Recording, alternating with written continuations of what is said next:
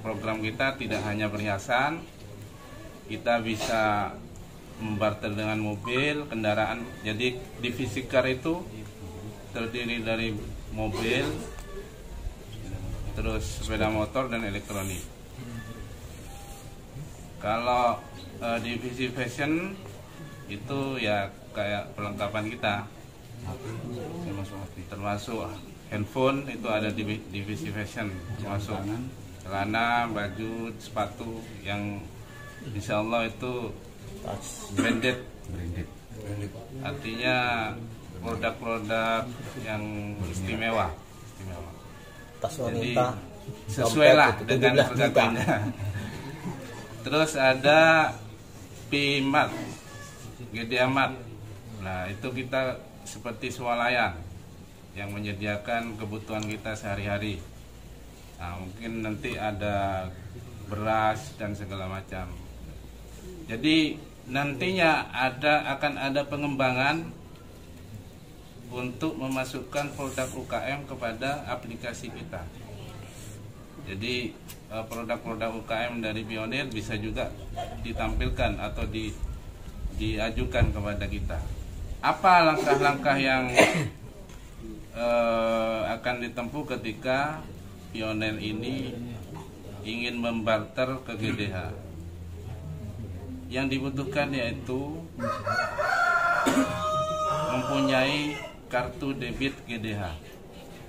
Nah, kartu debit GDH ini bisa kita dapatkan ketika kita mengisi data di aplikasi GDH.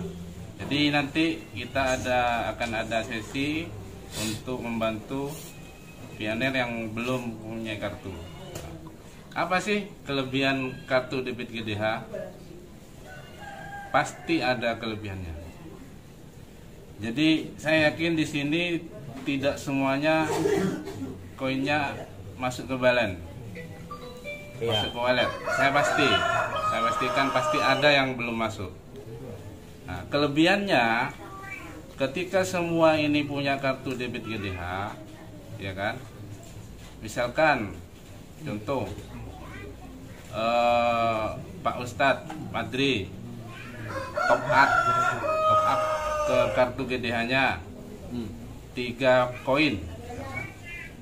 Terus ada akad untuk meminjamkan koinnya kepada Pak siapa? Pak Anwar 1 koin. Tinggal kirim. Bisa melalui barcode, bisa melalui user P-nya. Itu kemudahannya. Jadi meskipun Pionir itu tidak punya koin, tapi juga punya kesempatan untuk melakukan transaksi barter ke gerai-gerai. Nah, jadi yang sangat penting untuk kita ketahui. Yang kedua terkait mengenai jadwal belanja nantinya akan terjadwal. Nanti kita masih belum ada info terbaru terkait jadwal. Kalau testnetnya kan ada terkait jadwal, tapi nanti kalau sudah fix sistemnya kita sampaikan. Yang pasti tidak akan semua Pionir itu datang ke gerai. Yang pasti akan bergantian sesuai jadwal. Dan yang diutamakan, yang didahulukan adalah Pionir yang sudah mempunyai koin di balen. Yang diutamakan. Baru setelah itu terkait kartu yang punya balen juga. Kartu yang punya koinnya. Mungkin ada yang ditanyakan dari bapak-bapak mengenai kartu itu, Pak. Kartu yang ini tadi, ya. Itu posisinya nanti kartu itu kita bisa pegang sendiri atau hanya di dalam HP saja itu? Apa bisa kartu itu sebenarnya di aplikasi juga sudah bisa terpakai. Meskipun hanya foto itu sudah terpakai karena barcode. Nanti posisi kita tunjukkan aja begini barcode-nya. Ya. Saya pikir kita harus mencetak seperti kartu ATM. Oh enggak perlu. Enggak perlu. Begini Pak, ada pertanyaan. Siap. Karena ini menyangkut data keamanan, maksudnya seperti teman-teman saya kan kadung disebar gitu Pak. Nah barcode itu kadung disebar dan cuma barcode-nya saja yang ditutup, tapi nomornya itu tidak ditutup Pak. Nah apakah ini berbahaya seperti kartu ATM gitu?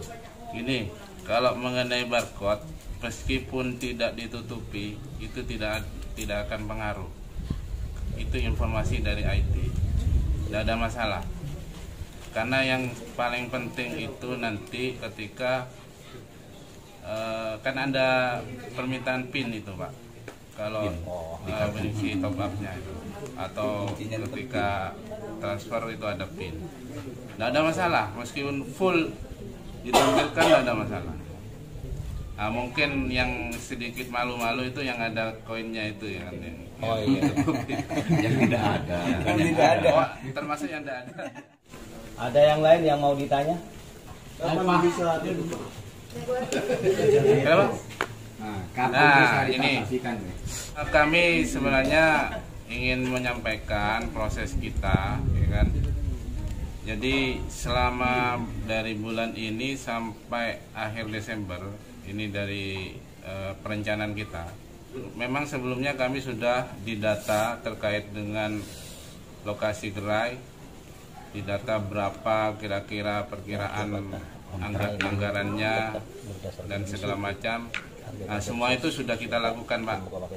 Tinggal actionnya dari pusat. Jadi insya Allah action dari pusat ini targetnya itu awal Januari sudah jalan. Dan itu diutamakan untuk daerah yang minimal, yang terdata itu 100 pioner minimal. Nah, alhamdulillah per hari ini Sumeneb sudah terdata 187 pioner. Nah, mungkin ini akan terus bertambah dari Kombeng ini, dari desa Kombeng ini. Ketika kita akan terus bertambah, semakin menguatkan kepada Kabupaten Sumeneb agar gerainya dipercepat. Jadi kami mohon dukungan dan kerjasamanya dan doanya. Terima kasih. Itu berarti aplikasi berbeda Pak antara PI sama GDH itu Pak? Loh, bukan aplikasi berbeda Pak, itu platform. Jadi yang tadi yang saya sampaikan, jadi kan ada hackathon itu ya kan. Hackathon itu proyek bagaimana ada dipersilahkan platform-platform itu untuk masuk ke dalam P-browser. Jadi P-browser itu hanya menyediakan tempat Pak, menyediakan tempat, terus platform itu dipersilahkan untuk masuk.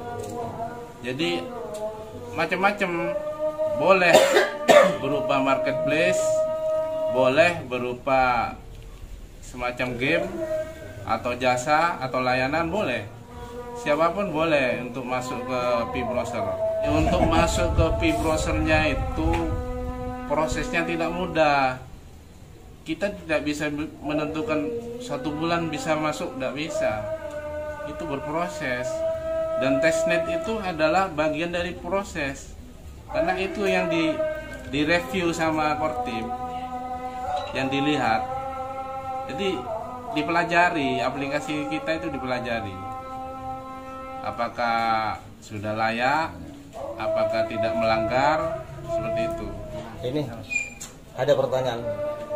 Ya, apakah harga barter itu Pak menurut tetap mengikuti konsensus 1P itu 4,7 M? Sampai sekarang tetap kita informasinya GCV 4,7 M sampai sekarang, sesuai dengan contoh di aplikasi itu sampai sekarang.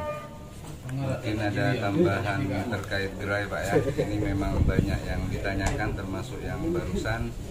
Jadi terkait gerai itu memang yang pertama dan diutamakan itu